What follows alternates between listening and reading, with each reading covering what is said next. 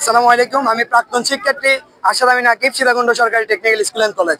আমার বেস 2023। আমরা 2023 থেকে প্রতিটা টিচারকে করছিলাম যে একটা ফুটওভার ব্রিজ খুব দরকার। আমাদের সময় অনেক অ্যাক্সিডেন্ট হয়েছে, যা এখন পর্যন্ত উপজেলাতে যতগুলো টিউন আসছে সবাইকে আমরা দরখাস্ত দিয়েছি, তারা কোনো সিদ্ধান্ত নেয় নাই।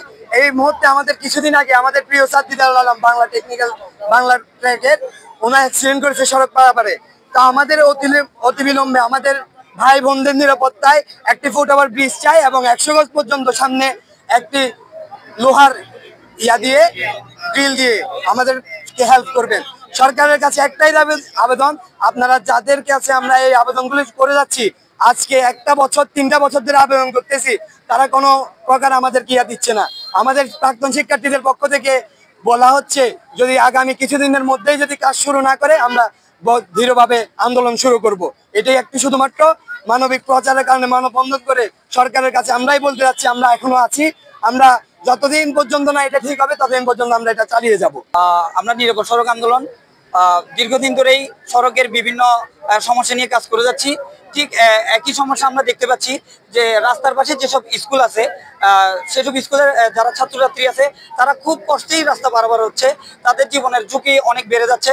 তো এই কারণে আমরা আজকে মূলত এই মানববন্ধন নিয়ে আসছি যে প্রতিটা হাইওয়ের পাশে যতগুলো স্কুল আছে প্রতিটি স্কুলের সামনে যেন একটা একটা করে ফুটওভার ব্রিজ নিশ্চিত করা হোক।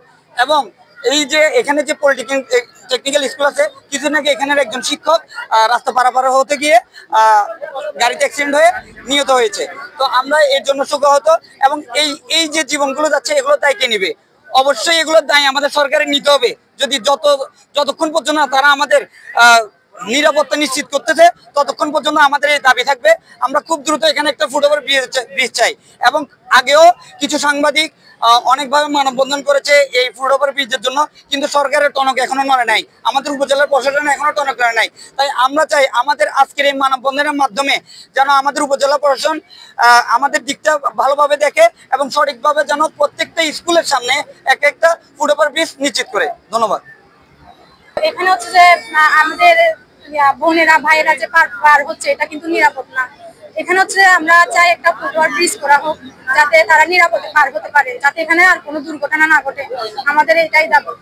নিরাপত্তা অত্যন্ত প্রয়োজন, কারণ হচ্ছে এখানে এটা আমাদের রাজনৈতিক দাবি নয়, এটা আমাদের মানবিক দাবি। এখানে আমাদের ছাত্রছাত্রীরা এবং শিক্ষকরাও রাস্তা পারাপার হতে অসুবিধা বোধ করেন, কারণ এখানে রাস্তা পারাপারের সময় বিশৃঙ্খল সৃষ্টি হয়, যার ফলে আমাদের বিভিন্ন দুর্ঘটনার সৃষ্টি হতে পারে। আমাদের এখানে যদি একটি ফুটওভার ব্রিজ তৈরি করা হয়, তবে আমরা শৃঙ্খলার সাথে রাস্তা পারাপার হতে পারবো। তার সঙ্গে কিছুদিন আগেও আমাদের একটি শিক্ষক দুর্ঘটনার কারণে মারা গিয়েছেন। টেকনিক্যাল স্কুল এন্ড কলেজের বাইপাস মোড়ে এটি খুবই ব্যস্ত একটি রোড, এবং এটি হচ্ছে ঢাকা চট্টগ্রাম মহাসড়ক। কারণ আমরা প্রতিদিন যখন আমাদের স্কুলে আসি তখন আমরা খুব ঝুঁকির সাথে আমরা রাস্তা পার হই এবং আমাদের প্রাণের অনেক ঝুঁকি থাকে।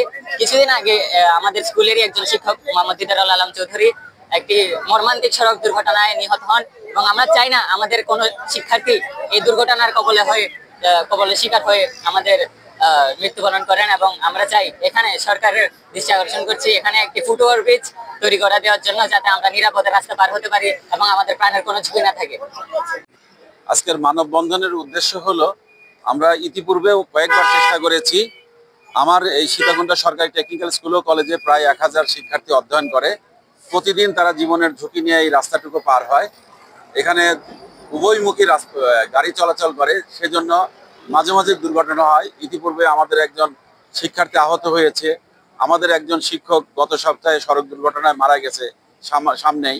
আর প্রায়ই আমাদের সাংবাদিক ভাইয়েরা ওনারা জানেন যে প্রতি সপ্তাহে এখানে নিত্য নৈমিত্তিক দুর্ঘটনা ঘটে। এই দুর্ঘটনা থেকে রেহাই পাওয়ার জন্য শিক্ষার্থীদের স্বাভাবিক এবং নিরাপদ জীবনের জন্য এখানে একটি ওভারব্রিজ নির্মাণ করা খুবই জরুরি। আমি আমাদের সাংবাদিক ভাইয়েদের এবং এই সেতু নির্মাণের সাথে যেসব কর্তৃপক্ষ জড়িত আছে তাদের সবারই দৃষ্টি আকর্ষণ করছি, জরুরি ভিত্তিতে এখানে একটু পদচারী সেতু দিলে এখানকার আমাদের ছাত্রছাত্রী এবং এখানকার যারা অধিবাসী আছে তারা উপকৃত হবে বলে আমার বিশ্বাস। সবাইকে অসংখ্য ধন্যবাদ।